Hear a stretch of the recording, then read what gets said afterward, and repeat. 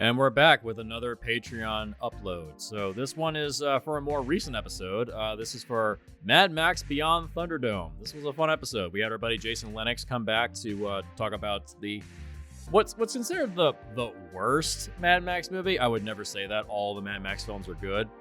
But it is definitely considered the black sheep of the series because following up after Road Warrior, it's like you can't really get bigger or better than that. And then they did with Fury Road, which is still considered one of the greatest action films or even one of the greatest films of all time. This was a fun episode to talk about because it does bring up some issues with the film, the weird attempts at comedy, the strange structure of the film. It feels kind of lopsided. And there's also a tragic production history with the film. One of the producers passed away during the pre-production, I believe. So it's nice to go back and look at this lesser of the Mad Max films, which is still a pretty good movie. It's still pretty good. I would recommend watching it. But this was a fun episode. We got to talk to Jason. We had a little bit after the end of the episode. We were just kind of chatting between the break, and we were just sort of toss that in at the back end. I always do that whenever we'd have a break between the acts of the episode. If we had one of those, I would just throw something in at the back end.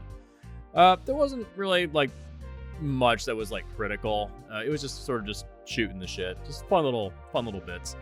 The Mad Max franchise, it's one of my favorite series. It's nice to see it's still kind of going today. I mean, even though Furiosa didn't make a lot of money at the box office, it's a shame because overall I thought it was pretty good. I didn't love it, but it's nowhere near as good as Fury Road. But it is a good film. It's just, it felt a little on the unnecessary side. The main reason they made it because they already had the script after they finished up Fury Road, and there is one more Mad Max film that is written called The Wasteland. Supposedly it takes place a year before Furiosa. We just keep going backwards. I'm not quite sure why they're doing that, but it explains how Mad Max ended up crossing paths with other people in the very opening moments of Fury Road. So providing a little backstory with that. Whether or not it happens at this point, up in the air, who knows? I'd like to see it happen, but at this point with Furiosa having done so poorly at the box office, I don't think it's going to happen, which is a shame. So here is our Patreon edit of Mad Max Beyond Thunderdome. Enjoy.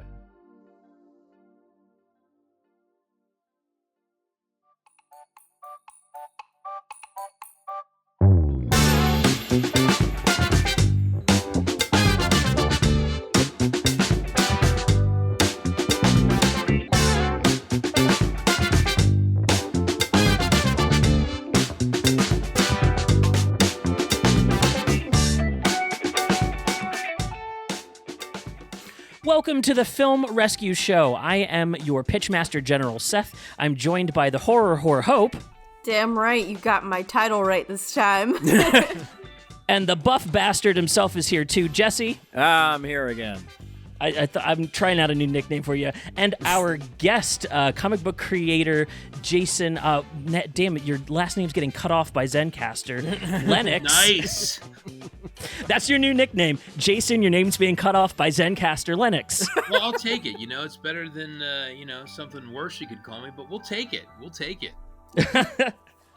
There are worse things. I think we'll leave it there just a little extra long. Now, you have a comic coming out soon, Lords of the Cosmos 5. I'd love to hear a little bit about that before I announce what the show's about. So it is the 5th issue of my 1980s toy and cartoon-inspired black and white anthology where over-the-top heroes fight equally vicious villains in a world populated by robots, talking animals, magic, mutants, and talking swords. So if you like things like 2000 AD mixed with Masters of the Universe, then Lords of the Cosmos is right up your sick 1980s alley, and we're busy working on issue 5 as we speak. So exciting times. We'll be coming with the new issue next year, and if you hit my social medias up at Lenox Artist, you can get signed up for the pre-launch link. So that's what I got going on right now. Perfect. That's at Lenox Artist, Yes. And we will have a link in the show description below for that pre-launch page as well. Now, today, Jason, you are bringing us a film that we haven't been able to touch on this series so far in our 7 seasons, we haven't really scooped down into Mad Max because these are generally thought of as pretty good films. But if there ever was one to be on Film Rescue, it was gonna be this one. I'm really stoked for this. So we're talking about Mad Max Beyond Thunderdome, directed by the legend himself, George Miller. Yes. Woo! It's great to end on a. I think I'll go out on the limb here and state my opinion. I'm happy to be going out on a semi banger for what we will get into in this episode. Yeah. I'm sure.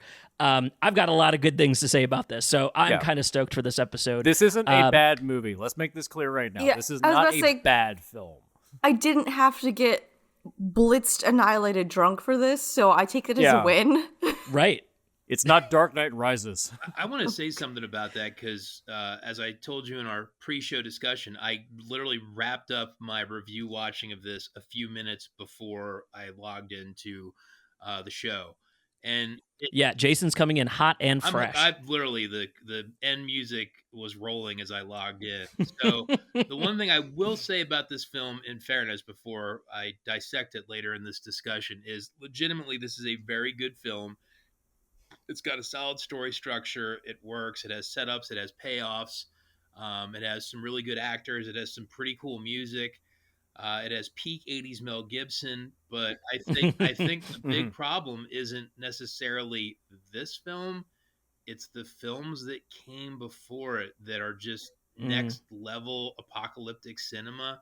And I think the biggest problem this film has is, yeah, you're doing good, but that other stuff that was in your series could be some of the greatest action movies ever made. And I think it's always very hard, whether you're a musician or any kind of creative or filmmaker, to say, geez, you made one of the greatest genre films or, albums of all time.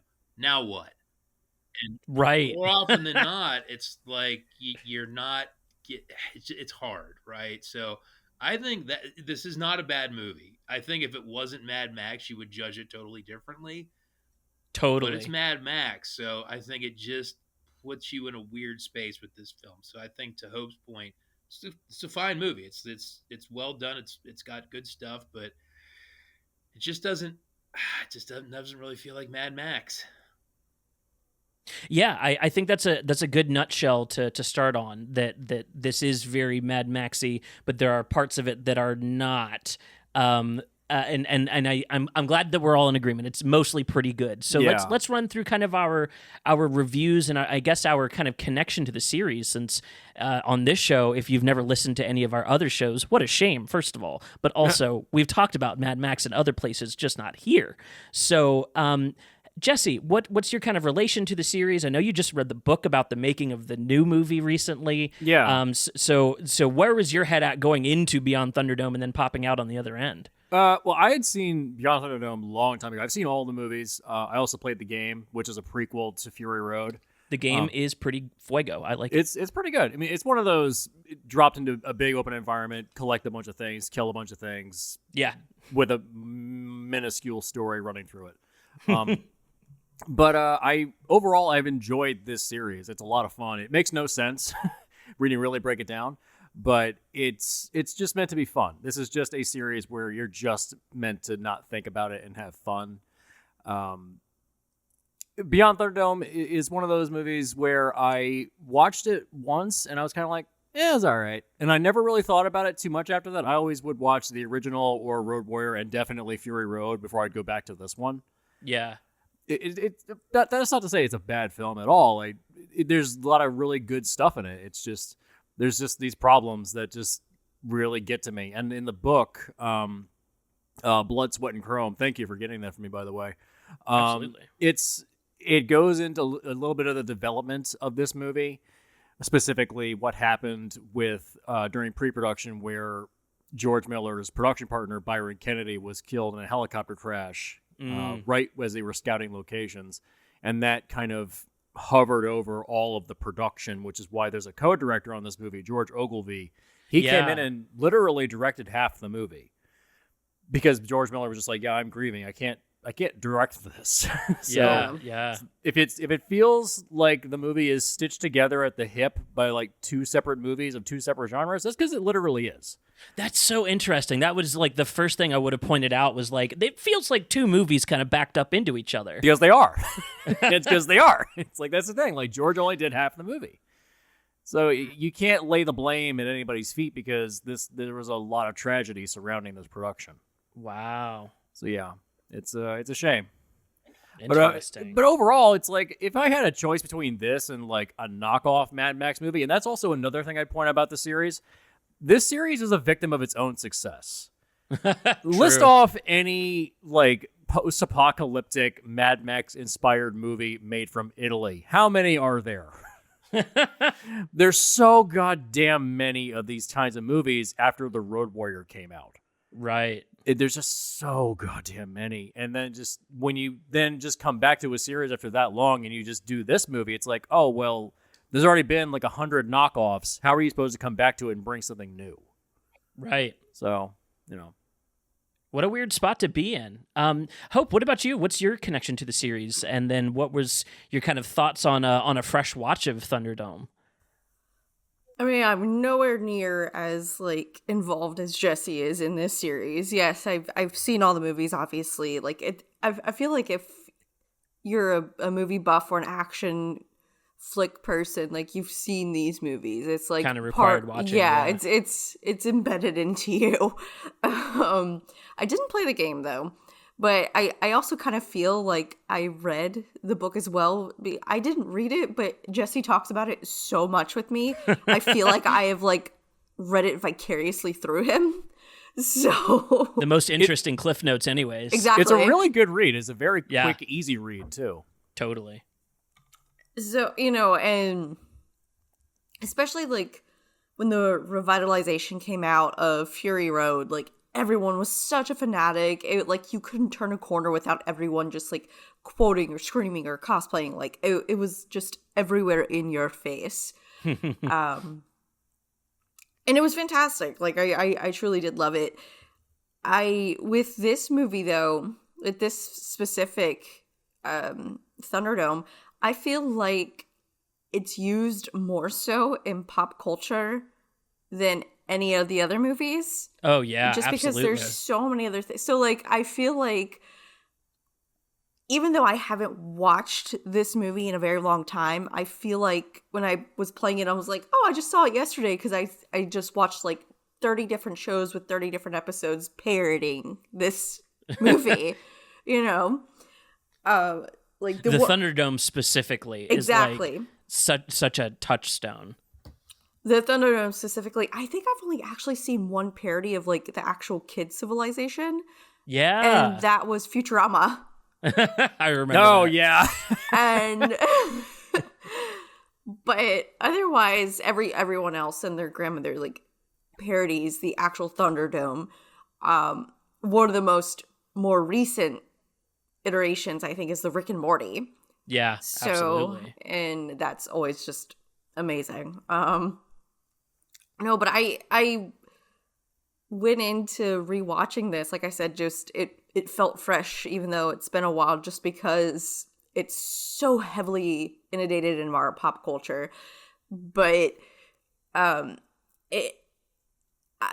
something that, you know, Jason brought up, and it like totally made sense. Like he was saying, it fell into like the 80s trap of just awesome, and then wait, what happened? Yeah, like yeah. The mid-movie shift, as I refer to it. Yes. Because like the beginning of the movie is totally Mad Max. It's like hardcore. It's gritty, it's like in there, it's crazy, and then it's just like, why are we singing Kumbaya right now? Yeah. Speaking of the Welcome first to Bata Town. Speaking of the first half of this movie, you guys ever play that video game Fallout? That's a really good game. Fallout? What's that, Jesse? I've never heard you say.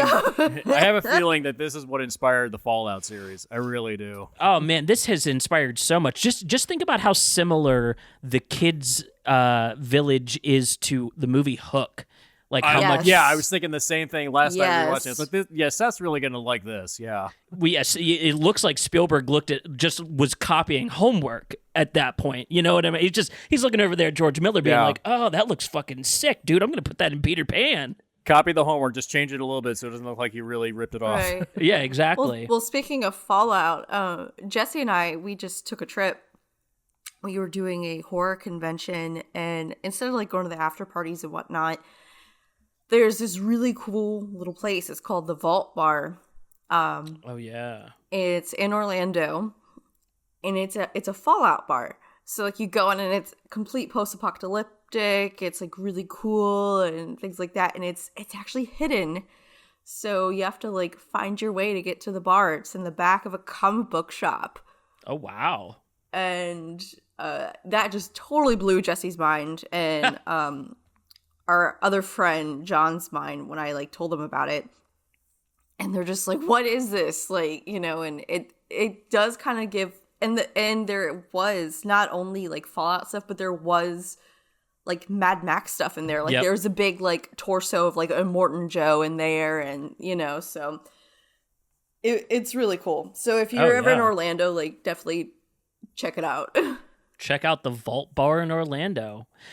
Jason, you were talking off air about being a wee lad when this movie came out. You were maybe part of the target demo, and we're kind of cracking a little conspiracy here that maybe this movie was shifted to look a little more like some other movies Yes. coming out at the time. So I'm curious, what was it like? What was that landscape like when Thunderdome came out? And then what were you thinking of from then when you rewatched it recently? So I was born in 1975, and you know, all the pop culture that has hit home over the last 30 years, I grew up with. So I grew up with Star Wars as a little kid, Mhm. and my dad was working at Armstrong in Lancaster at the time, Lancaster, Pennsylvania, and he went to go see with a friend Road Warrior at Franklin and Marshall College, and I must have been 7 or 8, and I got a copy that a relative recorded on a VHS with a top deck loader from HBO of Road Warrior, and I saw kind of a second generation copy of it, and it blew my mind at like the age of 8. Oh, I So bet. that would have been 83, 84, and you know, when watching a VHS and HBO was exotic, right? And I was like, oh my god! And you're seeing this movie, which, you know, I believe that, you know, the second Mad Max film is probably one of the greatest movies in the action genre ever made. So I'm seeing that, and then the hype is building for there's a new film, right? So I would have been about 10, and I remember being at summer camp in a bunk bed in northern Pennsylvania and having a fan magazine with like fold out posters, and I had to look. It's Amsel, not Ansel, that did it, because I remember the big stylish signature in his artwork, and I remember just staring at that magazine at that camp, and I remember the scratchy blanket and that damn magazine. And I remember going to see the film, and like it's like you want another Mad Max, Road Warrior fix. Mad Max was not on my radar at the time because they had marketed Mad Max 2 as Road Warrior to U.S. audiences because it was too Australian or whatever. And I remember going to see the new Mad Max and just kind of as a 10-year-old or perhaps 11, literally walking away just kind of like, you know what I mean? And you know, this film was obviously, and I had forgotten that the co-director had died, but rewatching it today, boy, it does seem like two films where there's, you know, to Hope's point, there's like this hardcore element to it, and then it just goes like really goony schmaltz, silly, and like, you know, the first two Mad Max films are just brutal and violent and over the top, and this film really goes like slapstick, you know, kind of Steven Spielberg kind of like kid comedy adventure, and like Absolutely. it just, and look, it doesn't hit hard for me now, and it didn't hit hard for me when I was 10, and you got to figure with all the push towards kids in this film and everything else, really I should have been in the target demographic for this film, and I didn't like it when it came out as a little kid. And it's so weird with Fury Road because you had this huge gap of years where it's like 85 to 2015. And Yeah, part of me wonders, like with a series like James Bond, there's so many of them that there's ones you like, and and there's ones you don't like. totally. But they were making them somewhat frequent, or like on a steady pace.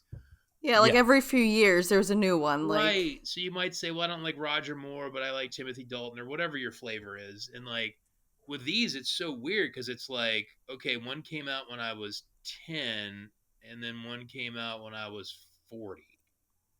And then I wonder what would have Mad Max have been like if they made one in like 92, right? Because we Right. were saying, mm-hmm. or I was saying, that this film reminded me a lot of Return of the Jedi, where Empire is so hardcore and pretty violent, and dark, and then Jedi is kind of this like kind of schmaltzy, hopeful kind of. The Empire's kind of like a bad punchline. Like I remember reading in that magazine as a kid how Iron Bar was going to be the new Wes. Even Yeah. his audio sounded almost like Mel Blanc. It was like he's always like, oh, like kind of this weird audio, and he never seems dangerous, right? Because we Right. don't really want to Mm-hmm. have, like, if you think back to Mad Max 2, Gyrocopter and Max, like they watch a rape with binoculars, and then they beat that guy to death with like a tire iron, right? Like Right. the rapist that you kill, that's very threatening and like uncomfortable to watch. This thing's like, oh, Iron Bar, like, oh, see, he gets hit in the face and falls down. Whoops, he gets knocked over into a pig, and it's just kind of, Yeah, thrown into pig shit and then comes out and spits it out like a Nickelodeon yes. Right. goop And machine. like Yeah, I get yeah. it. He was kind of like the festooned like bad guy, and like we kind of like that in the other two films, but in this one, I mean, Johnny the Boy, Toe Cutter, those guys are not, they are dangerous. They seem very Yeah. uncomfortable, very dangerous. Iron Bar is like the meanest of the bad guys, and he plays to me kind of like Elmer Fudd. Yeah. Like, like the middle finger at the end. He's always getting like, there's the scene where he's on the train truck, and it's like he's got to keep jumping over those uh, railings, whoa, whoa, right? Yeah, I was just thinking about that. Mm-hmm. It looks like a Bugs Bunny It, cartoon or a Wile E. Coyote Yeah. cartoon. he's Elmer Right. Fudd because we don't want to have characters that are like legitimately dangerous. Like the bad guys, especially in the second film, I mean, they are brutal. I mean, they're torturing people, they're raping people, they're executing people, and they're trying to kill everyone. And like there's no goofing around. Right. And Yeah. even the one kid in the film, right? Emil Minty, who, cool enough, I'm not his friend. I've been his friend on Facebook for years. He's a really nice guy, right? You could ask him questions. In that film, he's killing people. He cuts off the one, or he kills the blonde boy, putting a boomerang Yeah. in his head. So even the kids in that film are like, "Whoa, that kid's dangerous." You know?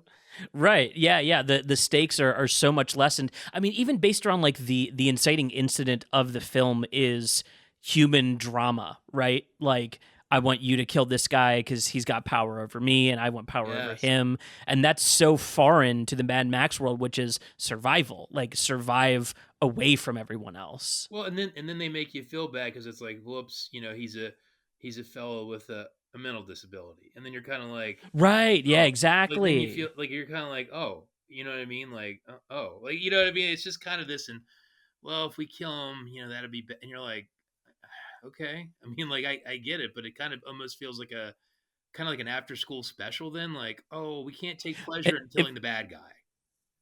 like a Quantum Leap episode, you know what I mean? It's like, Yeah. wow, yeah. I mean, I understand the decision making here, but isn't this the wasteland? Yeah, like when they kill, Yeah, there's not supposed to be any morals or anything at this point. like Right. the end of the very first Mad Max film, when he handcuffs Johnny the Boy to the car, and he's like, you can saw through your leg.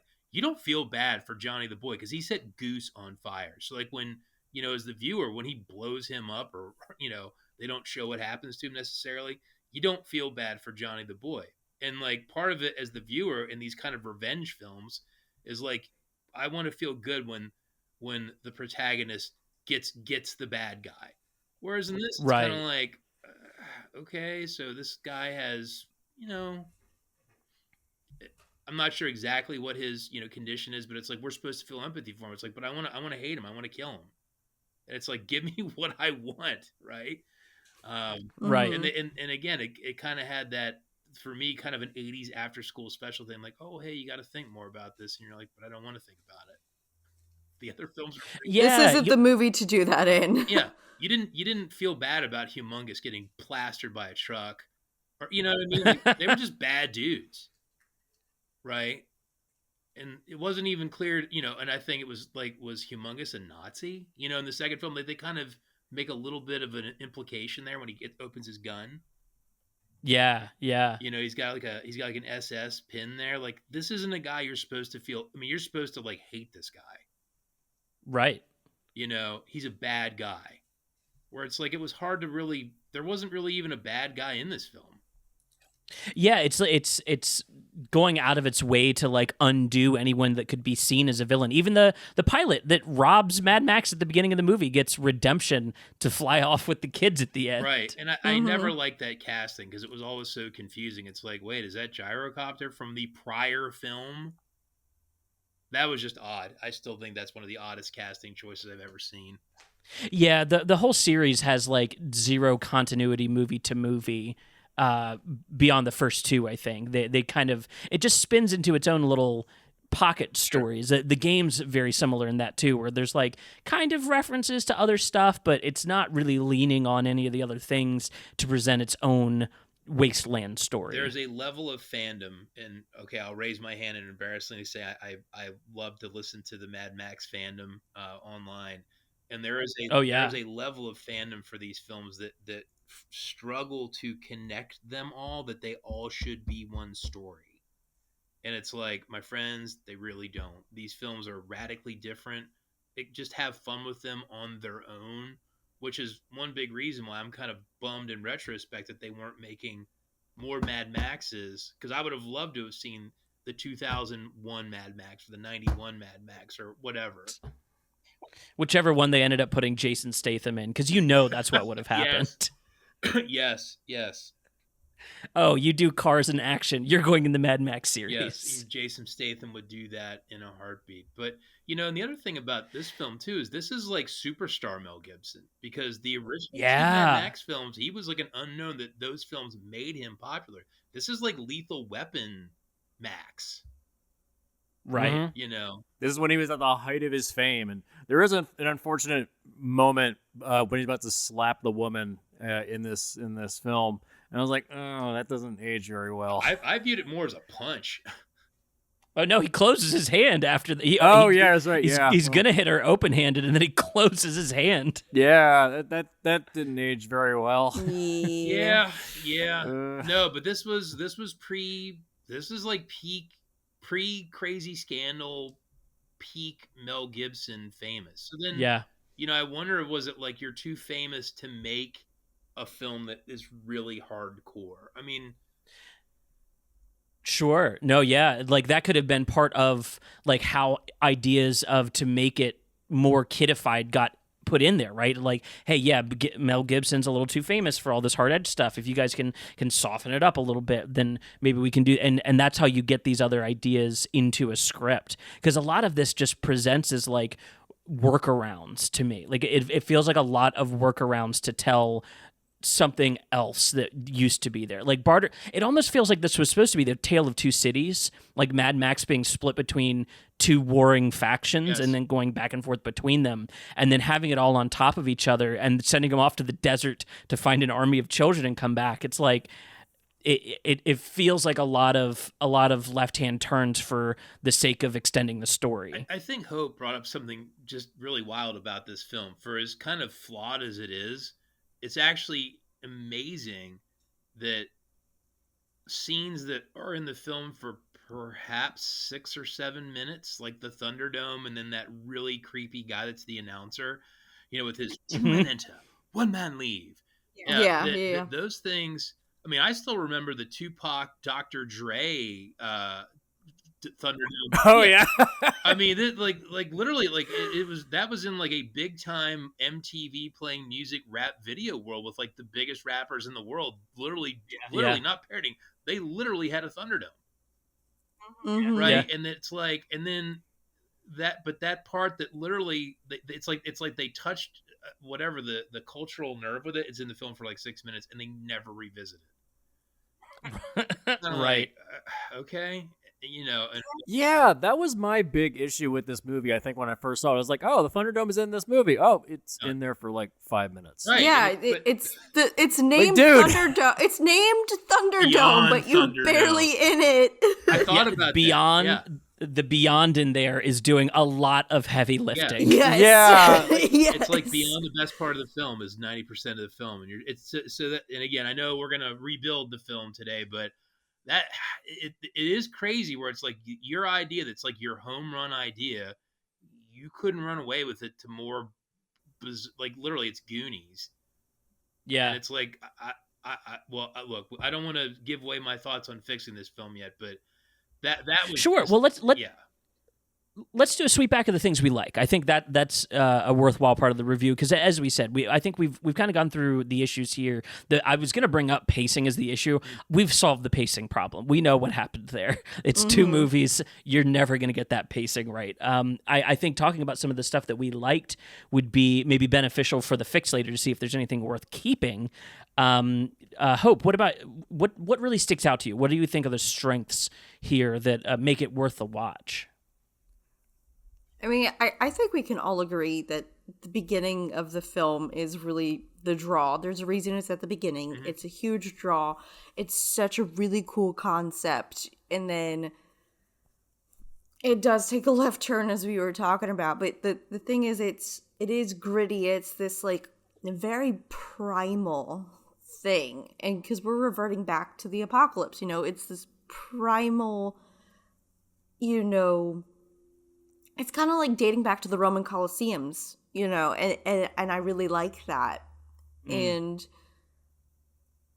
I honestly, I remember watching this as a kid. I'm like, I want to hop in a bouncy swing and hit Right. some shit, like Because that part hit home. It was great. Right. And that's the thing. Like, I would still want to do that today. Are you kidding me? So just the whole idea of that is so cool. I really, really do like it. Even if we go into like the second half of the film, the kids' city, land, home, whatever you want to call it, like some of the visuals there were actually really cool. Oh, yeah.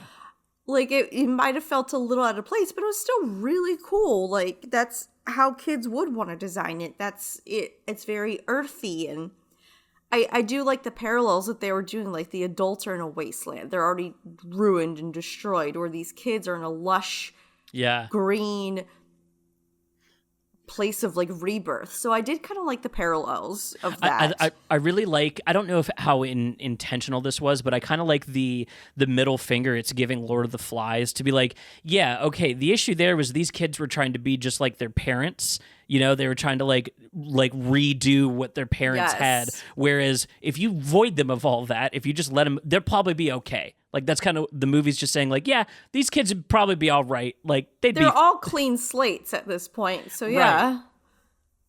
Right. I love the way they remember their storyline, like the oral storytelling leading to all the mix-ups that they have about what the outside world is like. I really like that kind of internal world building that feels very very much like the kinds of things Fury Road would take to heart as it built its world. It kind of did. The history people, yeah, the ones that have the tattoos all over them. Yeah, that's like I mentioned this earlier on that there's a lot of stuff that got cannibalized from this film and went into Fury Road.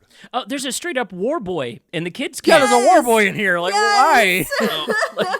One thing at the end that just made no sense, and again, it's fresh in my mind. It's like, okay, so in Fury Road, they're fighting to get to a place with like fresh water. So these kids in this film have fresh water, and then they're fighting to go to Sydney, which, if there was a nuclear war, would be like the worst place to go.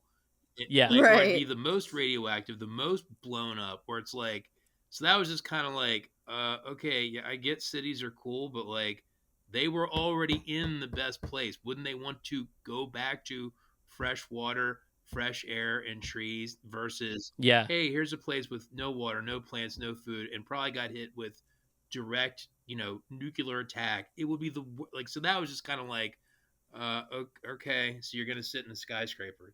That's cool. But I agree. Like, you had everything there. Right. Yeah, shouldn't the ending have been, hey, he gets the kids all back together at the end, and then he goes off into the distance and leaves them behind because the adults should not be infecting that population? what about the kids that didn't leave the lagoon? Do they even know if their friends died? It's like, hey, Max, Right. like, There's like Right. there's like 100 other kids who were left there. Like, fuck them, I guess. well, but I'm saying they're in the better spot. I mean, that's just nitpicking, towards the ending. But that I was just, again, I was like, the last place I would want to go would be a city at that scenario. That'd be the worst possible, like, Right. horrible.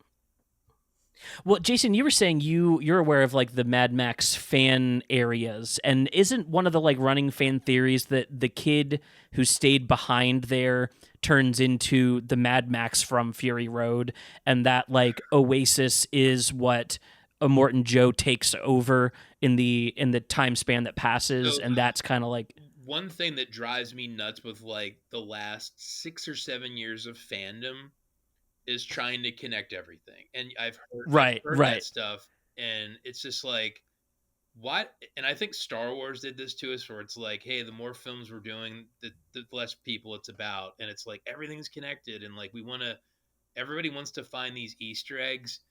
And I remember it was like, oh my god, like the kid from Mad Max is a war boy, and it's like, and then it's like, is that Now I didn't hear that theory, but I could see that piggybacking off it. It's like, oh, totally. Can Immortan Joe just kind of be his own story? Why does everything have to be? Everyone's my relative. Everything you see is connected. I went ballistic when I went to see Blade Runner 2049, and it was like, Deckard Yeah. and Rachel were always meant to be together to have this chosen child, and I'm like, he was a private investigator that fell in love with a pretty girl. Please stop. Yeah, Like, yeah. Not everything has to be some big connection. So I've heard that. I don't believe that's the case. I think it's nonsensical. If it was the case, it would just be dumb. So I feel like what it is because Miller had such a bad time working on this third movie, he wanted a mulligan, and so Fury Road is the proof of concept of what he wanted to do the first time around. I could definitely, with the last 40 minutes of this movie being what it is, I could totally see that being the case. It feels like the chase at the end of Fury Road. I mean, when they're on the train no, tracks. it is. It feels It like is. the chase. Yeah, it's the same thing. It really is, yeah. But it's like it's when they're figuring out why it works, because if you look back at the first two Mad Max movies, they're not getting out of their cars to climb around on them a lot. That kind of starts in this movie and then really bleeds into Fury Road. So I think they grabbed a lot of the cool ideas that they had like kind of thrown into this movie last minute and just kind of like spun them out into stuff that they could do in the next one. So they didn't have to invent anything new. And that's a really smart way for writers to work, is to write within a box, right? Of like, okay, so that my stuff to work with is this religion built around worshiping cars, because that's going to be in the video game, and we need to work in, X, Y, and Z. They kind of wrote themselves into that, and look at the movie they got because of it too. So I'm going to throw something else that I really liked about this film that I felt really got shortchanged is I really like Tina Turner in this film, and like her introduction and her like kind of penthouse where they have that fight, which again is part of the gritty beginning. I thought, I think that Tina Turner is incredibly charismatic. This is peak Tina. This is when Tina was super famous. Oh yeah. I think she chews scenery. And then she has so little after that, and then at the end she's reduced to just jumping around on trains and cars and stuff and doing hijinks, where it's like, I like smart Tina. I like Tina, like the gangster lady running the city, and like she just doesn't, she has this amazing scene or two, and then it's just kind of like, yeah, and then at the end she's again she's a Bugs Bunny character. Right. And I didn't like that. I want more. So things I like, I want more Tina in my movie. Oh yeah, she was Hell yeah. a highlight for me for sure. Pull her away. What else really worked in there for you, Jason? Well, Copying Hope, the beginning of the film, the setup of Bartertown was great because it was a different story structure, so I like that. I love Tina. I love the Thunderdome. I liked a lot of the vehicle design. I thought there was some kind of creative, more organic vehicle designs, and I remember that from that magazine when I was a kid, seeing like some of The cow car, I love it. So I like. Oh, yeah. Yes. That was what I liked, and I liked that they tried to advance the apocalypse.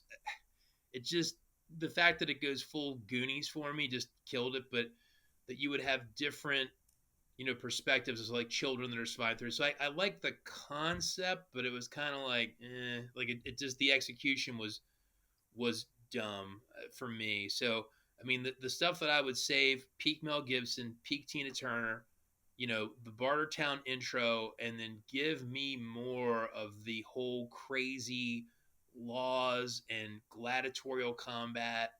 Like that's what I want more of. Yeah. The detour for the kid's sake really does feel for this kid's sake. Totally. You know what this movie should have been? Gladiator in the future. Oh my god, yeah. That's it. That's it. Well, I mean, the other films were big into car chases. Couldn't have this one gone really down the rabbit hole of like gladiatorial combat? Oh yeah, car chariots. I can see it. Like there's stuff like that in the video game. There's this whole sequence where you are on like a death battle course. Yeah. Yeah. Why is this movie so just like schizophrenic with trying to maintain its tone? Like what? You know what it really should have been, Jesse? Not Gladiator. What? This should have been The Running Man. Mad Max, The Running Man. Okay, yeah. He fights his way through the Thunderdome. He fights his way into the death race battle track. Gets upgraded to fighting that's where he fights Matt. Okay, yeah. Sorry, we're getting into rewriting. Jason, I'm sorry, I'm getting ahead of myself. My bad. I will save this for the second half. Jesse, what else did you like about the movie? I mean, it looks really, really good. It's a good looking movie. Yeah. Yeah, you can never fault Miller for any of his visuals. He always makes good looking movies. Even when you don't even know about them, that they came out like, what was the movie he just came out with? And 3,000 years. 3,000 Years of Longing. I think 3 people saw that. I was one of them, and the other one was with me. Was it any good? Oh, it's great. Oh, okay. I mean, it's actors sitting around talking to other actors about really cool ideas and then storytelling motifs. It's George Miller just showing off in a hotel room is what it is. Oh, okay. So there was one micro detail that Miller maybe slipped in that I'll give a pass to, connecting things. When they go into Bartertown and there's like the radioactive water and some other really cool like little tidbits. Yeah. They show a guy getting his hair cut to like a mohawk, and he kind of looks at Max, and I was like, I wonder if that's one of the guys that survived the last movie. Yeah. Oh, yeah, you're right. Like that's something I'll give a pass to, is like little tiny nods like that, where it's just he kind of looks up like, huh? That kind of stuff is really, really cool. There's just those subtleties that you could interpret that way. Yeah, there's always little visuals that you can kind of reference, like, especially if you watch Fury Road right after this. You'd be like, oh yeah, the moment when Max is getting his hair cut, somebody reaches over and picks up the hair. It's a kid's hands. Like that's in the opening of Fury Road. Yeah. I think the whistle is in there at some point. The little music box that's in Fury Road is from the Road Warrior. Right.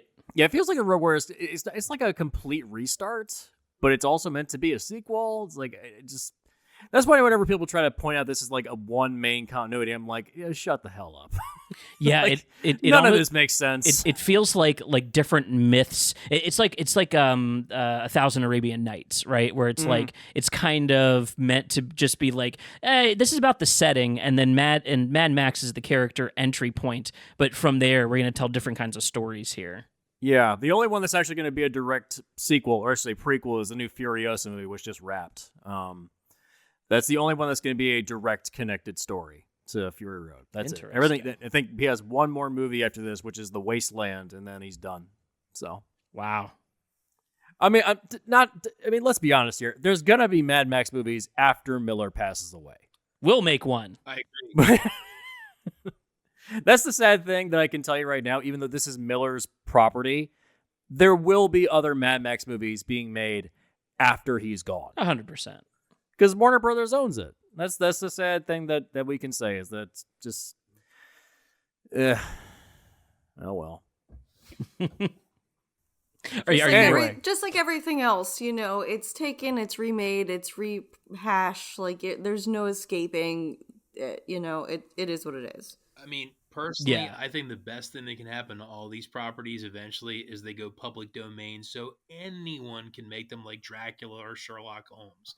100%. So I mean, to me, I would actually be curious to see the right director and the right studio put together a Mad Max film, because I think other people could have really cool takes on it if it was the right people and if it was the right, editorial directive team. I think other people could do cool Max films. Totally.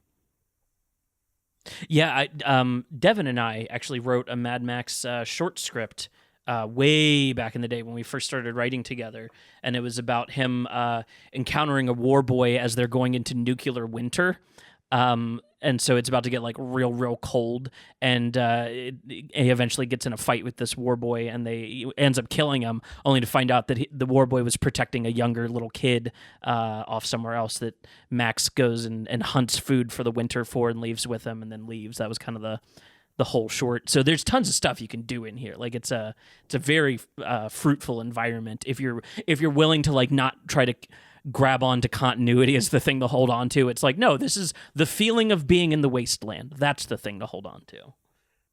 Mm-hmm. Well, so we're taking the Thunderdome into the rewrite. We're taking Tina into the rewrite.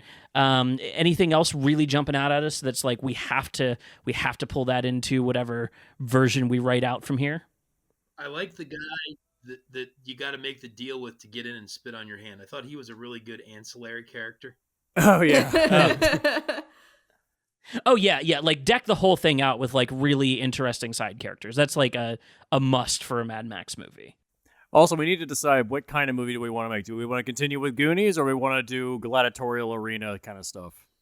I think we all know the answer to this. Yeah, I think we're definitely going R-rated into the next one, right, Jason? Goonies. Oh wait, no, wait. We want hardcore, like action oriented, like the other two films, like that level of danger, Hell yeah. Unpleasantness. That's what we want. Mm-hmm. Yeah. Was this an R-rated movie? No, I think that was another one of the issues. It was not. Oh yeah, there you go. Yeah. Yeah, that was, I mean, the PG-13, they were really pushing that as an option at the time, you know what I mean? Like, because you can say things like pig shit in a PG-13 movie. Yeah. It's just hard-edged enough, but not for Jason, apparently. No. Well, any other closing thoughts on Thunderdome before we go into the rewrite section? It's not a bad movie. Yeah, Definitely it's not. really not. One last thought. I do like the music for the film. I do like the score, and I do like the Turner kind of like, I do like We Don't Need Another Hero. I mean, I think that stuff's cool. It's very 80s, like, big hit. I do like that stuff. So, I mean, yeah. Hell yeah. Yeah, let's keep the 80s vibe then going into it. Well, we're going to take a short break, and when we come back, Jason's going to take over the show and lead us in a rewrite. Let's do it.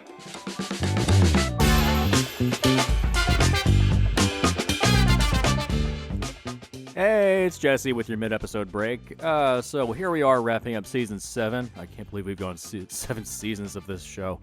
Oh my god, why do we do this to ourselves? But I'm just popping in to just say that sorry for the delay between episodes this season. We had a lot of scheduling issues. I recently moved to New York. Hope has been extremely busy. Seth moved to a new apartment. So everyone's been extremely, extremely busy. But we are going to get back on track next season. We have a lot of stuff prepped up and ready to go. Probably not going to be doing a lot of train wreck movies anymore because we've just gotten very tired of doing that. It's really kind of wanes on us at a certain point. But we are going to still be providing content for you. Split the Difference and To Whatever's Way Up and Mind Brain Movies will all be continuing as well. But Film Rescue will hopefully be coming back in the middle of January, and we will continue to provide you wonderful content of what we think the best versions of all of our not-so-favorite movies will be. If you'd like to get in touch with us to join an episode, to pitch your own version of a film, just get in touch with us on Twitter at SethXDecker. That's Seth's Twitter handle. My Twitter handle is HardcoreBshot. And Hope's Twitter handle is biohazard_Leia.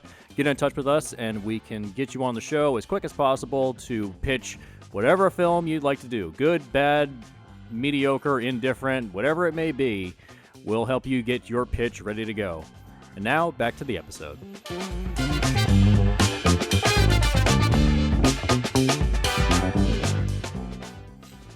Welcome back to the show. We're joined by Jason Lenox, the comic book creator.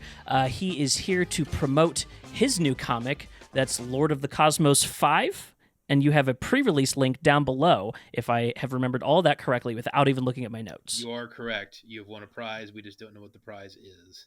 Boom. Here the points don't matter, just like whose line it is anyway, so we don't even have to keep track of that. We are here to talk about Thunderdome and to pitch a new version of it. Jason, it is now your show. What are we doing with this movie? I'm very interested where you want to head.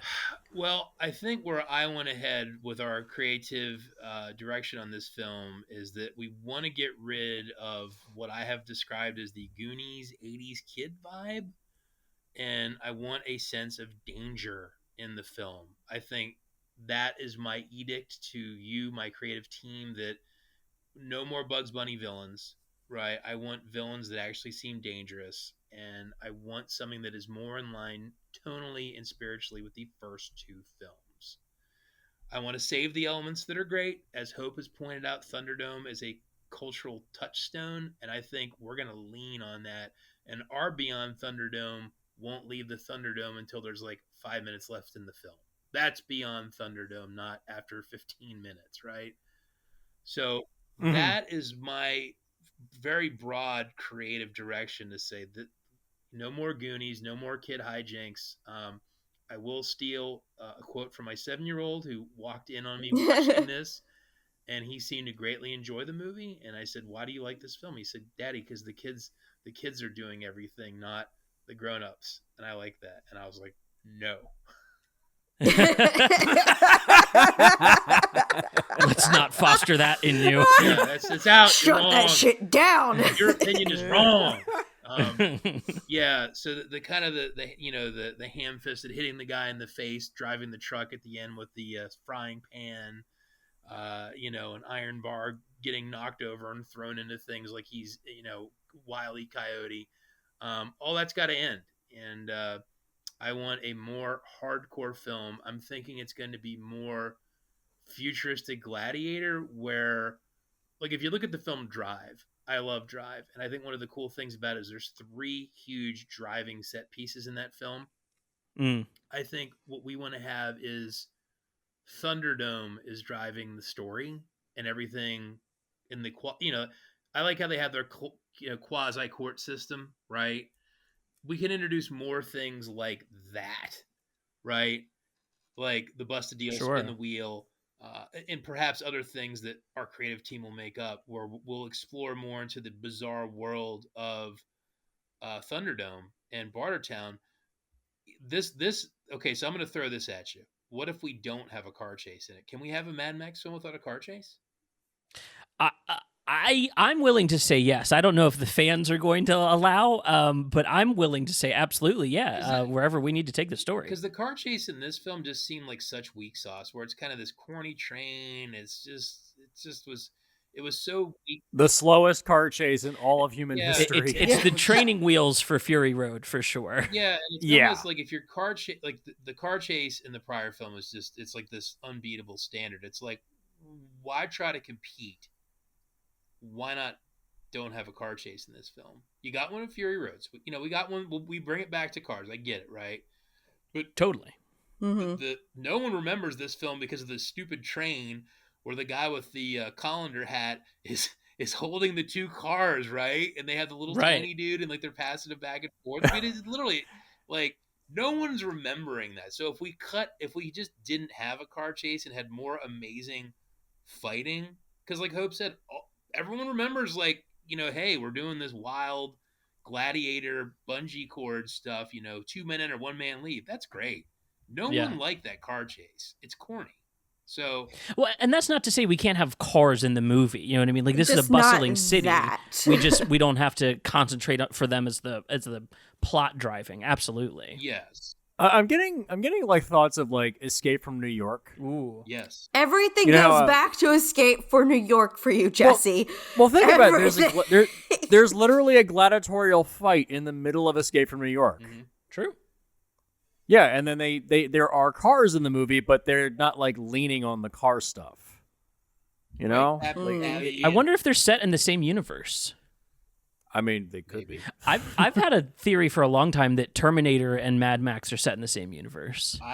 Yeah, I was just thinking that you mentioned that before. Hey, I've always felt that Outland and Alien were in the same universe, and that Con-Am, or whatever the Con-Am company, was a competitor for Wayland. Interesting. Those two, I could see that. if Yeah. you watch those two films, like they literally seem like, okay, let's read the stock reports, and Con-Am's up 4%, and Wayland-Yutani's down 8%. Like those films, to me, you could watch them and say, yep, they're in the same universe. Yeah, totally. So I want to add something to this from the video game, if you're All open out. to a suggestion here. All out. So there's a section in the video game where you find a spot out in the desert that you find out has just been blown over with sand, and you end up driving your car down into what turns out to be an old stadium and like the shopping mall connected to it. And these war boys are living down underground in this stadium that's covered by sand. And so I was thinking, what if you did like a stadium arena as the Thunderdome? Like that is Bartertown. It's set inside of like a stadium that has its covers pulled up so that they can keep it cooler in there through the day. Well, just to kind of grandiose it a little bit for if you're going to go big budget like this, maybe. We talked about this earlier in the show. What if there's like another city, and this becomes a tale of two cities, where Thunderdome is how they Totally. end disputes, and like Max gets thrown out and comes back as the hero from the other city, but they're not really nice guys either. Everyone's bad. Mhm. I don't mind having the children as like the seeds for the future, but it's almost like, could they be much more minor, like a MacGuffin? Interesting. Yeah. Okay. Like, I don't mind that because it is a little hopeful, but I mean, the fact that they just become this like driving force behind 60% of the movie and all the, and now the one gets swallowed up by sand, right? Harsh. Which is a horrific. That's the only good part with the kids. And then Hope. well, the other thing, the kids aren't allowed to get hurt. The one gets swallowed alive by sand, and then the main young lady gets punched in the face by Mel Gibson, right? But like Second good part. You don't ever feel like the cute kid with the record is gonna get like shot, or that Wes is gonna like Right. torture him to death, like. And I think absent that's what those Mad Max films were. They were. Then, like, you think about the first film, you love Goose. He's the fast talking older brother that is just cool as heck. He gets set on fire.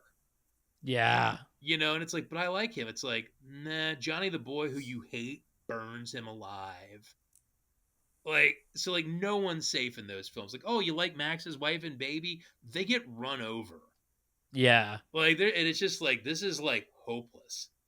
Whereas this film, and again, oddly enough, the one kid gets sucked up into the sand, but you never really feel these kids are at risk. It's just kind of like, And isn't it interesting that in this movie that we've kind of noted is directed towards kids, the one kid kill is the one based on them not listening to the smart adult. That's You know right. what I mean? It's like you were saying the after school special thing. It feels like they put that in there just so parents could be like, yeah, but you remember what happened to that kid? He got eaten by sand because you didn't listen to it. Right. Dude, I could hear it already. Well, even in Fury Road, the one of the many wives, I mean, she gets killed, right? She gets like kind of crushed up and run over and everything, and that's pretty brutal. Like, and we kind of like her. She's pretty and sounds really cool, and then she gets run over. So I'm okay with having kids in it, but almost maybe in a very limited way that like they discover they're there, but Max just wants them left alone or something. I don't know. Yeah. But key characters, no.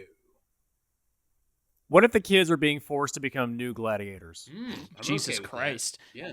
I mean, it's Or like, possible. well, that could be like a thing, like how the kids are still off on their own, but somehow like there's this whole trade thing, like where the kids go out to find scraps and metal or whatever, and they get like abducted, as Jesse says, to become like new gladiators, and that's kind of like he's like, all right, we need to put a stop to this. Like we shouldn't be like hunting kids for this, wherever they're coming from.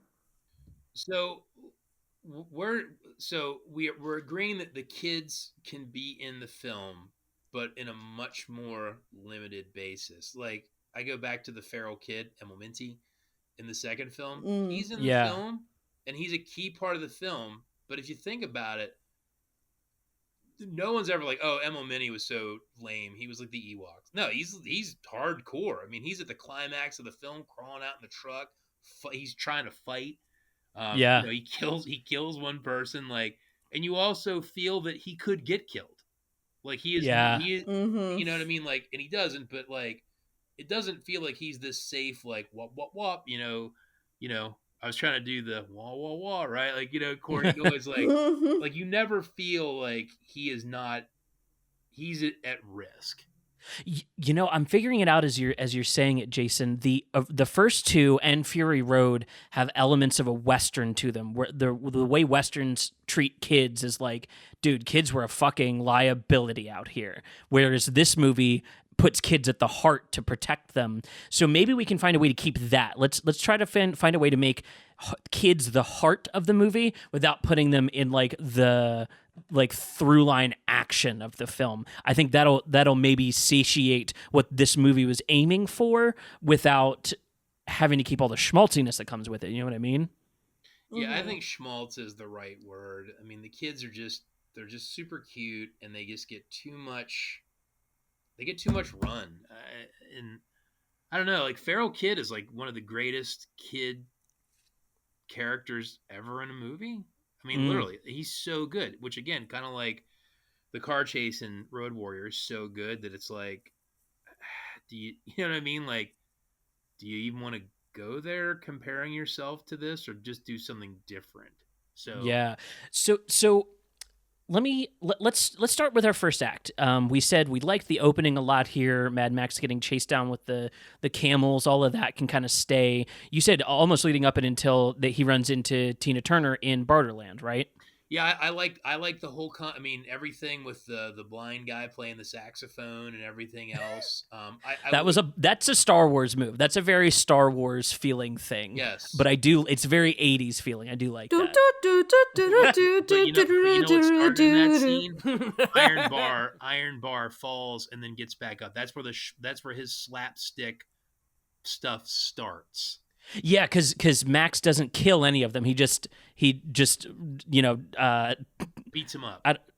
Beats him up. That is kind of the beginning of it. So that's where the hard edge comes in. He actually kills these people, and maybe the reveal is she needs a like champion for Thunderdome because they do it with the other city. Right. So I mean, maybe they all have. And again, if you want to put cars in it, maybe they've stopped car warring because it's been too destructive to their fragile economies and resources. So it's like, now we're fighting for our cities with this huge gladiatorial system.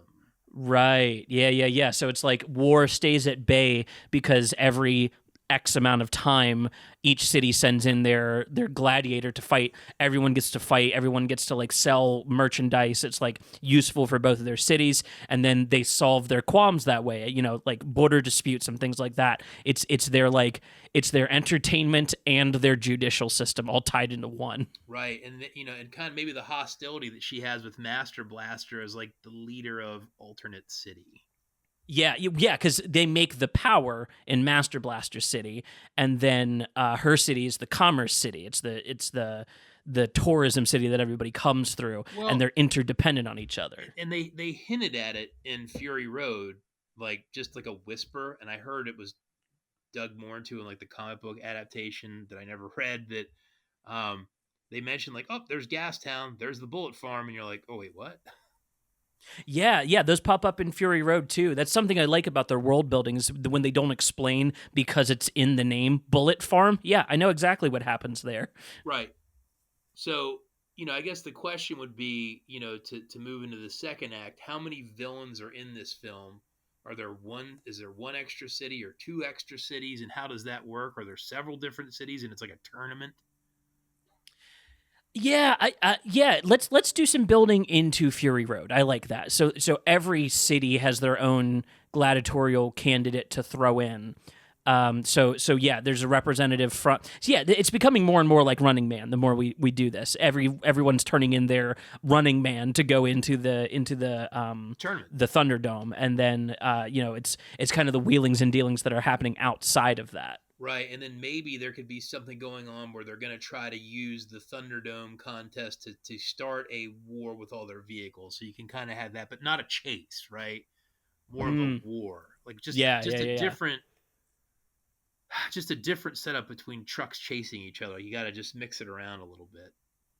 Yeah, I'm wondering if we can even take any like subtle hints from the Fast and Furious series. They do combat in cars. Oh no.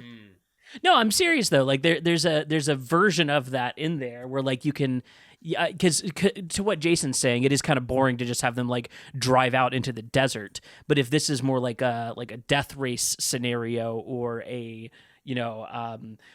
okay, that's or what if it was like time trials where it's not about the path you take. You have to just get to the next checkpoint in a certain amount of time or you blow up. Well, think about this, right? I think a lot of the reason that people love Squid Game, and I'm sure you all did, because I did, like, damn right. It was great because like, hell it yeah, was like, what weird death machine is coming next, right? And that's brilliant. So I love like, that. So think about this: how the Thunderdome itself was like, hey, there's guys on bungee cords, and like, hey, Hope's on a bungee cord with a chainsaw, and Jason's on a bungee cord, and he has a pole arm. Wow, they're gonna bounce around and like try not to impale themselves on stakes. So like they could have been, like, Thunderdome, Waterdome, you know what I mean, or whatever. I don't know. I mean, like, yeah, that they could have had different crazy contests to like eliminate people or whatever.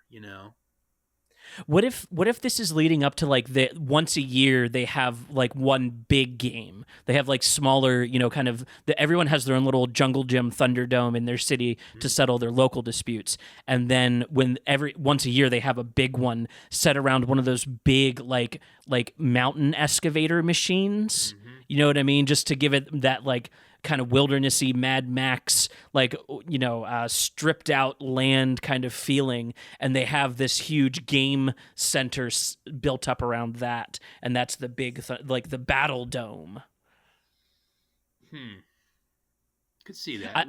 I'm playing the producer job of just trying to add like shit in that I can sell. I think Thunderdome is the final contest because that just sounds cool, and we've admitted everyone loves Thunder. So it's like who gets to go to the Thunderdome. I guess the two things I'm trying to work out in my head are this: what is the purpose of the Thunderdome fighting system?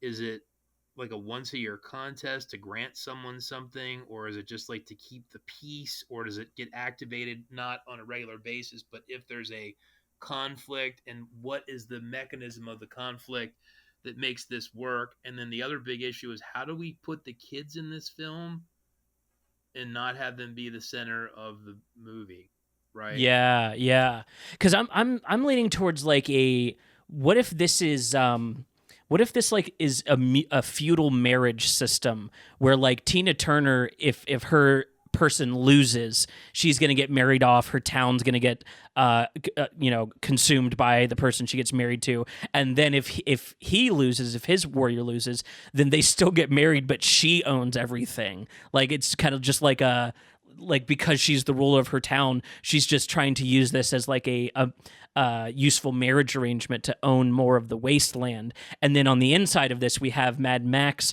trying to survive, all the way to the end to help her win.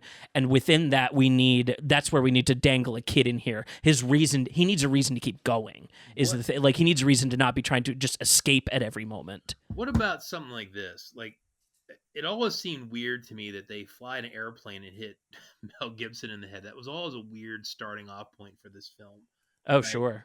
And then the other guy just jumps out of an airplane and grabs his stuff. I'm like, wouldn't you break your legs? What if we start the film with Max kind of living in some kind of like small, peaceful village, and somehow the kids are like the kids of the village and they get like torn away, like, oh my goodness, like we found like some oasis of peace, and then these marauders suck these kids in as like, the prize, you know what I mean? But then I don't want to make it too much like the wives in the fourth film, but like that the kids are, like kids are really valuable, right? Like healthy kids. Yeah, I'm thinking like, what if I like this setup? So we're starting off with him kind of in peacetime, and Yes. then he gets kind of pulled into action when they get raided, and a bunch of kids get taken to be raised as war boys for the games. I guess is my thought. Like just slaves, war boys, resources, whatever. Yeah, and then like he goes to Bartertown not looking for his camels. He goes to like he's got to get in this thing to like win. Yeah, I like that. Because the setup from the original version of this is, hey, we steal your stuff, and then you come and then you don't kill Master Blaster because you feel bad for him. And I get it. I mean, what they did, it definitely works, but it just doesn't emphasize Thunderdome, right? Yeah, absolutely. Because that's one of the things I look for with films. It's like, do things just make sense? Right? Like, if this happens, what would happen? So it's like, I'm just trying to work. It's what we do on this show every single time. Right. This is tough. Like, ask me my favorite color. No, so help me out, team. Help me out. I'm feeling Yeah, overwhelmed. absolutely. This is tough. No, yeah, I'm here with you. So he's like the what if we're able to establish that it's the feral kid from the last movie? What if he and the feral kid moved into this town? Now that we have a little connective tissue to the previous film, we know what that relationship's built on. So as we're seeing the kid get turned into a war boy, that's like Mad Max's reason to keep pushing through this contest, because like the kid is ending up out in the battlefield each time. Maybe he's like, oh, duh. He's the kids are used for their blood for the warriors, just like in Fury Road.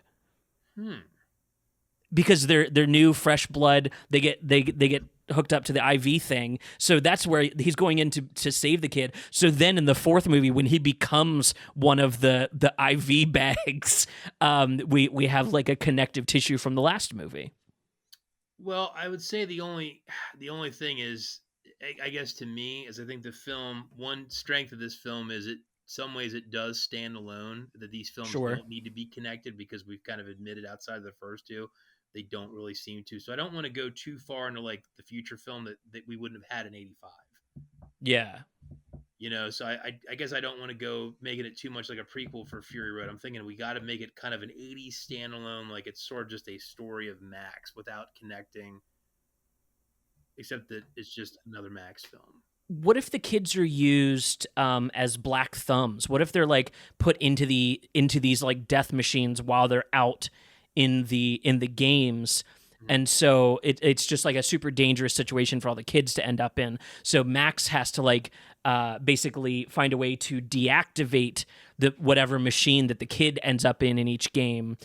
So they kind of like Snowpiercer. Exactly, just like Snowpiercer, where like the fucked up part of the society is they stuff kids down into the guts of these machines to work on them. You know what? Something just clicked in my head. Let me just throw this. Go for it. Like I said, I think what I really hate about this film is the Goonies vibe. Yeah. And I think it's just too much schmaltzy stuff, and I don't want more car chases in this film because it didn't really work. What if we have the original Thunderdome fight and it all goes down the same way, and Max gets kicked out in the desert, and he finds these kids, but they just speed it up, or the kids run back, and then there's more Thunderdome stuff, and Max has to get in the Thunderdome so they don't get killed. So we could almost reuse most of the same film, because we've established that some of these kids are pretty badass. Like Ooh. the main girl character can like whip a spear, and like she she doesn't take shit. She's not afraid of getting shot at. She takes a Yeah. punch, right? Not that that's a good thing, but she still takes a punch, Sure. right? And she's like she's hard ass, even though she's like really tiny. And then there's like the one kind of brutish kid and the war boy kid. So like, what if we just sped things up, maybe because the movie's only an hour and 40 minutes, right? So Right. we tack on an extra 30 minutes, tighten it up. We go out, we have these kids. The kids don't listen. They come back in, and now they're getting sucked in to the fight.